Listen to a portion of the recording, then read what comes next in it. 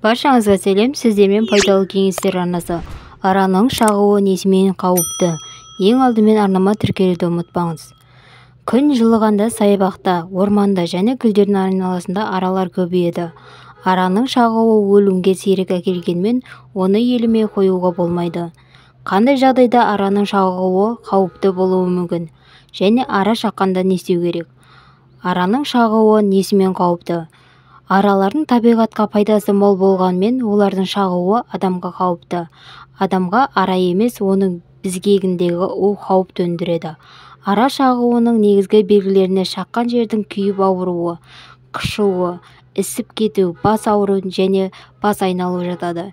Кей адамдар денесінде әлсіздік сезеді, жүрек соғысы жиіленеді де лимфалық түйіндер үлкейіп кетеді. Көп жағдайда адамдар ара шағуын жеңіл өткереді.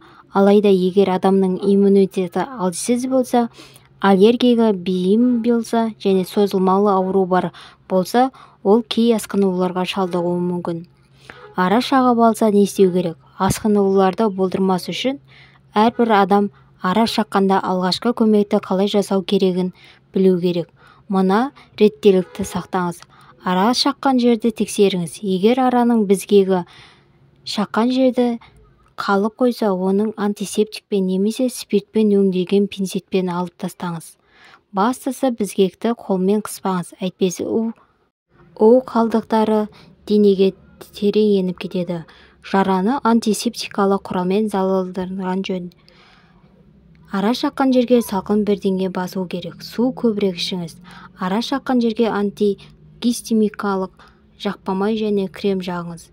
Егер ара көзді, ауыз қуысын шағып алса, жылдам жедел медициналық көмек шақырту керек. Араның бет тұсын шаққаны қауіпті.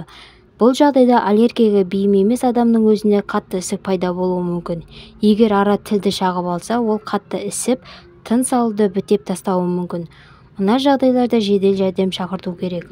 Ара шаққаннан кейін денеге бөртпе немесе басқа да аллергиялық реакция шығып кетсе, ара шаққан адамның температурасы көтеріліп кетсе, адамды бірден бірнеше ара шағып алса. Менің берген ақпаратым бүгін пайдаңызға жарады деген үміттемін. Рахмет.